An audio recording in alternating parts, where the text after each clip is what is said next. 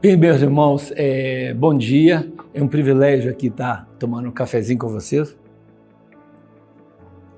E hoje nós vamos refletir sobre a ressurreição de Jesus. Senhor, meu Deus, Pai maravilhoso, me dê aí palavras do Teu Espírito para falar à Tua igreja, Pai, num momento tão importante da nossa história, Pai. Vamos falar sobre a expectativa da ressurreição de Jesus. Eu convido os irmãos a abrirem suas Bíblias em João 20, 1 e 2. E no primeiro dia da semana, Maria Madalena foi ao sepulcro de madrugada, sendo ainda escuro, e viu a pedra tirada do sepulcro. Correu, pois, e foi a Simão Pedro e ao outro discípulo, a quem Jesus amava, e disse-lhes: levaram o Senhor do sepulcro, e não sabemos onde o puseram. Então Pedro saiu com outro discípulo e foram ao sepulcro. Interessante que o Senhor escolheu Maria Madalena para ser a primeira testemunha da sua ressurreição. E isso num contexto judaico, naquela época, que o testemunho de uma mulher não era muito válido. Então, está claro no Evangelho de Jesus. Ela avisou os discípulos que vieram ao sepulcro e nada encontraram. Também em João 20, de 10 a 18, sendo mais claro a esse respeito, tornaram, pois, os discípulos para casa. Quer dizer, eles foram ao sepulcro, não viram nada e retornaram para casa. E Maria estava chorando fora, junto ao sepulcro. Estando ela, pois, chorando, abaixou-se para o sepulcro e viu dois anjos vestidos de branco, assentados onde jazera o corpo de Jesus, um à cabeceira e o outro aos pés. E disseram-lhe: mulher, por que choras? E ela lhes disse: porque levaram o meu Senhor e não sei onde puseram. E tendo dito isso, voltou para trás e viu Jesus em pé, mas não sabia que era Jesus. Provavelmente o corpo dele glorificado, fisicamente não era tão parecido quanto ela o reconhecera como homem. Disse-lhe Jesus: mulher, por que choras? Que buscas? Ela, cuidando de que era o jardineiro, disse-lhe: Senhor, se tu o levaste, dize-me onde o puseste e eu o levarei. Disse-lhe Jesus: Maria. E ela, voltando, disse: Rabone, que quer dizer mestre. Disse-lhe Jesus: não me detenhas, porque ainda não subi para meu Pai, mas vai para os meus irmãos e diz-lhes que eu subo para meu Pai e vosso Pai, meu Deus e vosso Deus. Maria Madalena foi e anunciou aos discípulos que viram o Senhor e que ele lhe dissera isto. Meus irmãos, a gente pode ver três princípios básicos aí que nos chamam a atenção. Provavelmente Maria tem ouvido, no final da trajetória de Jesus antes da crucificação, aqueles relatos indiretos que ele falava do que ele teria de passar. Os próprios discípulos não entenderam muito bem aquilo, porque aquilo ali ia contra o conjunto de valores que as pessoas tinham.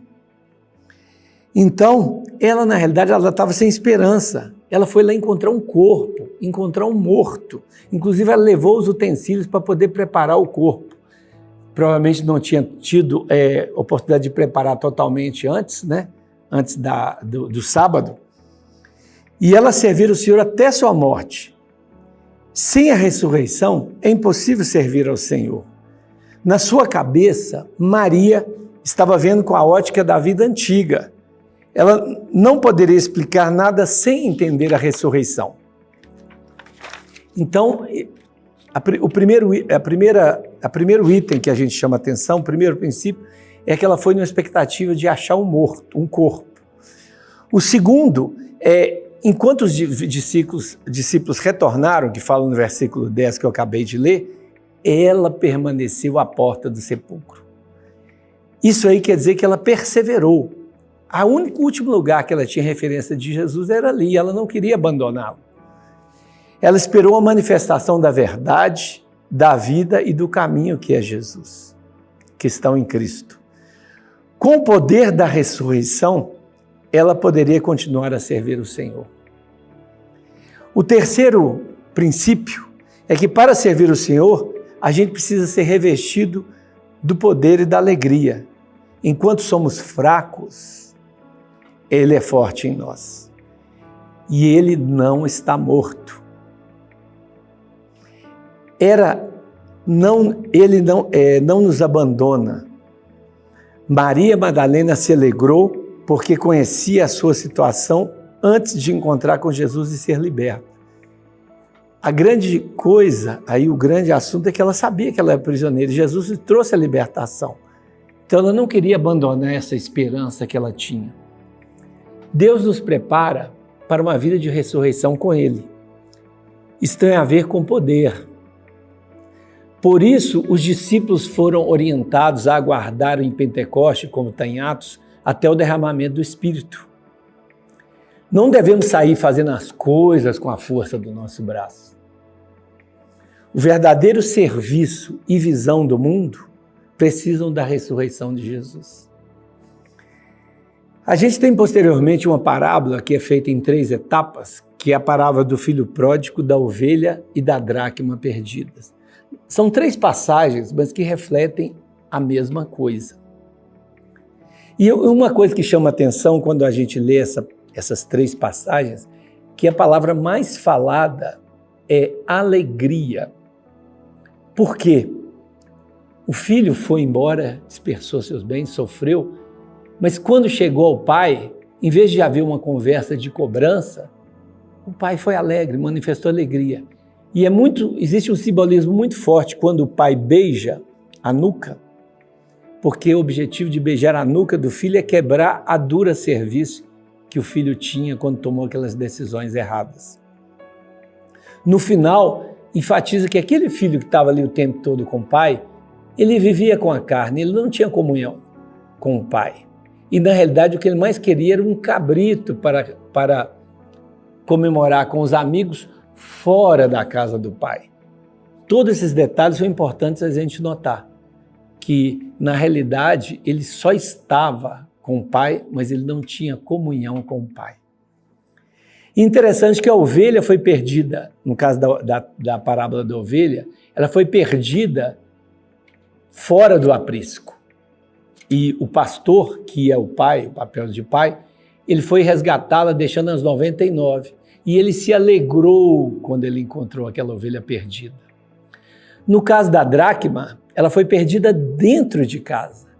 Isso é muito importante. Muitas vezes se perdem dentro da igreja, porque não estão em comunhão. E a mulher não descansou enquanto não encontrou a dracma. Varreu tudo quanto era canto, fuçou a casa todinha até achar a dracma perdida dentro da casa. E o que ela fez depois? Ela se alegrou. Ela chamou as amigas e comemorou porque ela alegrou quem encontrou a dracma perdida. Isso se aplica à nossa caminhada com o Senhor. A gente não pode perder o foco. E o foco é ser revestido do poder e da alegria do Senhor. E isso só pode acontecer quando há ressurreição. Amém? Um abraço.